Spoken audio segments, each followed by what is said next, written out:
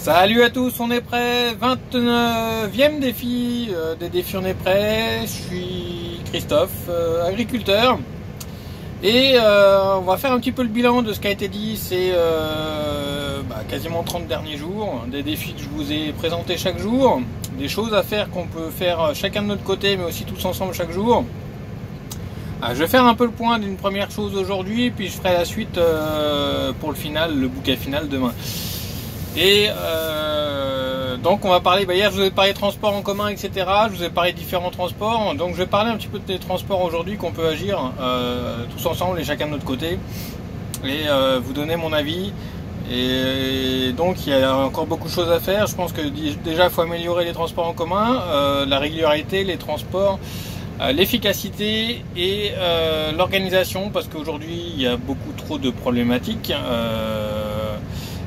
Donc il faut améliorer tout ça. Ensuite, pas surtaxer le diesel à l'heure actuelle, non, c'est pas la solution, on le voit dans le pays aujourd'hui.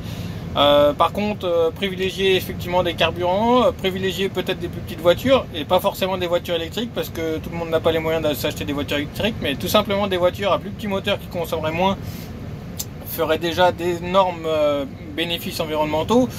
Je vous ai parlé de l'éthanol, qui est un carburant vert à base de végétaux et non de pétrole, qui donc a une image carbone et des retombées carbone inférieures à des produits pétroliers.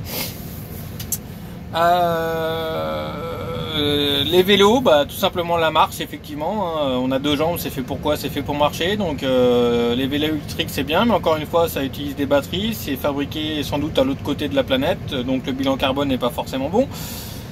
Des vélos, pourquoi s'acheter un vélo neuf alors que des vélos il en est fabriqué depuis X années, et du coup on peut aussi rouler avec de l'occasion, y compris pour les voitures, tous les véhicules. Faut pas forcément financer du neuf. Je trouve ça aberrant de financer et de mettre des primes pour l'achat de neuf alors qu'on a de l'occasion qui fonctionne très bien et qu'on pourrait réparer et faire durer. Et ça aussi, ça a un impact carboné sur notre planète.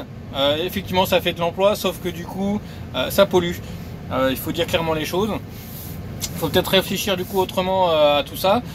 Et les avions, effectivement, le kérosène qui n'est pas taxé aujourd'hui, alors que tout le monde part en vacances en avion à l'autre bout de la planète, et ça aussi c'est un impact environnemental énorme sur la planète et sur le changement climatique. Ça aussi, pourquoi nos décideurs ne font rien là-dessus.